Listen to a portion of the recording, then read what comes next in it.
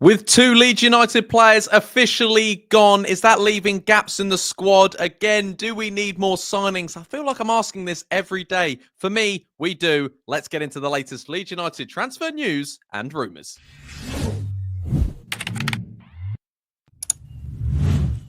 Alright guys, what's going on? My name is Ollie Ward. Welcome back to the Ollie Ward channel. Happy Wednesday. Hope you've all had a great day and you're ready for the latest Leeds United transfer news and rumours. Before we do get into it, you guys know what to do. I've asked for 300 likes the last two videos and we smashed over 400 likes. Can we do it again? Like I said, makes this guy smile. Also subscribe if you're new. We've hit 19,500. So just keep subscribing. Let's get to 20,000 subscribers as quick as we can. And today I want you to comment, who is Leeds United's player of the season so far? Let me know what you think in the comments down below. Without further ado, let's get into the Leeds United transfer news and rumours. The latest rumour and the latest reports is all about Emi Buendia. Obviously, we had a little bit of a touch on him yesterday about how Aston Villa now have brought in Malin from Borussia Dortmund. Similarly, plays in that role that Emi Buendia plays in Aston Villa. There's Morgan Rogers there as well. You've got Morgan Rogers, you've got Malin.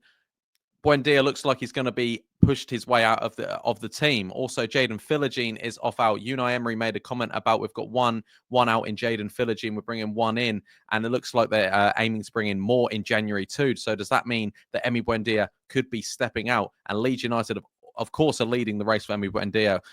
Angus Kinnear came out and said last summer that Leeds United were looking very highly at the Argentine. So is it back on? A lot of people are saying Emi Buendia to Leeds is back on.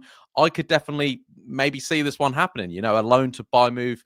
In the summer, they said that Emi Buendia would not step down to the Championship as Aston Villa had Champions League football. But at the time, he thought he was going to get a lot more game times. At the weekend, Aston Villa's FA Cup game, he only came off the bench in an FA Cup game. Unai Emery does not use him. He doesn't use him at all. And Emi Buendia needs to get out of there. And why don't he go to Norwich? Exactly where he built his form, built the player that he is now under Daniel Farke, and I could definitely see this one happen again. I think Leeds United could hold off this until right to the end, let Aston Villa do their transfer business, and then let Leeds United come in, swoop in for Emi Buendia, and hopefully get this one over the line. Would you guys like to see Emi Buendia? Because for me, Leeds United need a 9, we need a 10, and we need a defender.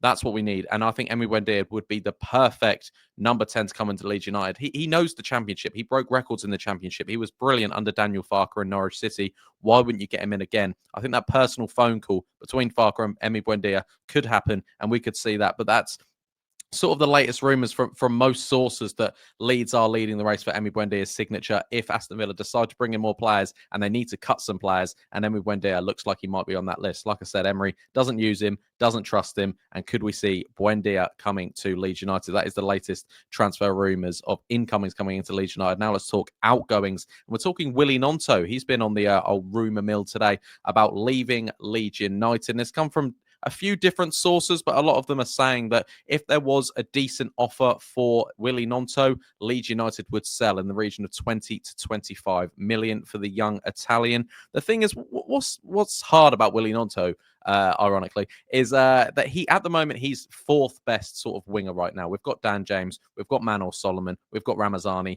Willy Gnonto has struggled for form, but he's very young.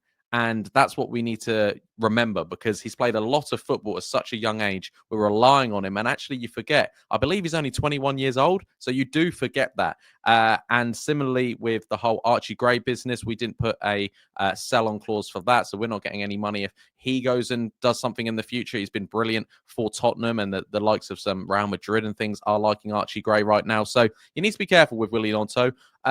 I personally wouldn't get rid of him in January. I know he does, you know, blow hot and cold on his form, but I don't think you get rid of Willy Gnonto in January. I think it'd be a key part of getting Leeds back to the Premier League. Then you have that discussion in the summer. Obviously, in the summertime, the last 2 summers, it looks like Everton were going to sign Willy Gnonto. Leeds were going to get rid of Willy Gnonto, but that's never been the case. And he got a new agent, and he kind of stayed with Leeds United and had that hard chat with Daniel Farke, and he stayed on for Leeds. And he's done well since then, but now with Dan James hitting a bit of form, Ramazani being brilliant, Manor Solomon arguably being the best winger in the league right now, Willie Gnonto, is hard to get him into the side. And he didn't shine against Harrogate either, where he actually got some minutes. Right now, I think, Willie Gnonto just needs more game time, needs to prove himself even more. But he thinks he's a Premier League player. He needs to show some Premier League ability more, in my personal opinion. I think he needs to do a little bit more. I think he thinks he's better than he is. And if we can get 20, 25 million for him, maybe in the summer, you talk about it. Right now in January, can't see it happening. Don't want to see it happen,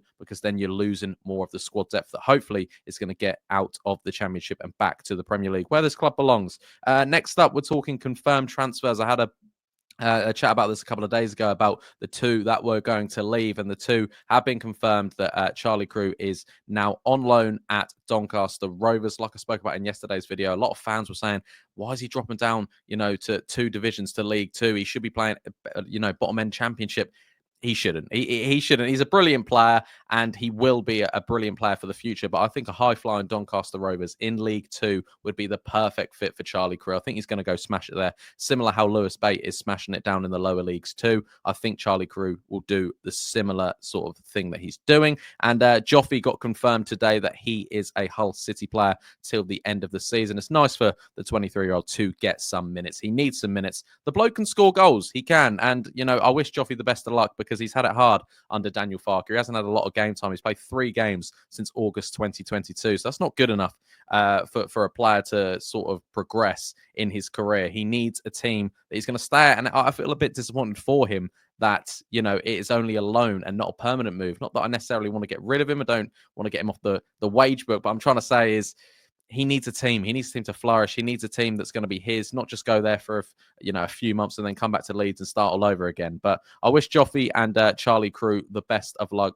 at their clubs. And last but not least, we'll talk about squashing rumours. And obviously yesterday I'll talk about Dje D'avilla, the second-tier Portuguese Ivory Coast midfielder, the 21-year-old. He did play as a central defensive midfielder, and a lot of fans were saying, why are we looking at him? We've already got Gulavogi, we've got Rothwell, we've got Gruev, Ampadu, we've got Tanaka as well. Why would we be looking at him?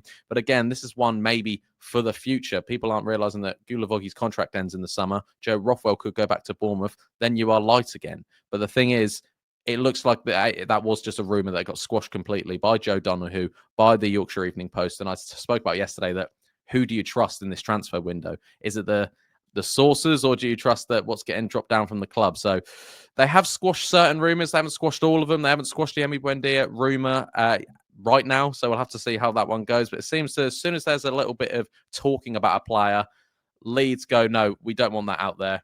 We're not linked with him. They haven't done it with certain players like Emi Buendia and also Andrew Omobamidele at Nottingham Forest and people like that. So they're squashing certain rumours. Does that mean the Emi Buendia one is still on? We'll have to see. But guys, I've been Ollie Ward. You guys have been excellent. Be sure to smash that like button, subscribe if you're new, and get all your comments in on everything we spoke about today and your player of the season so far. If there's more transfer news and rumours, I'll be back tomorrow with another video. We're on a 15-day streak, people. Show your support, smash a like. I've been Ollie Ward, and I'll catch you in the next one. Cheery.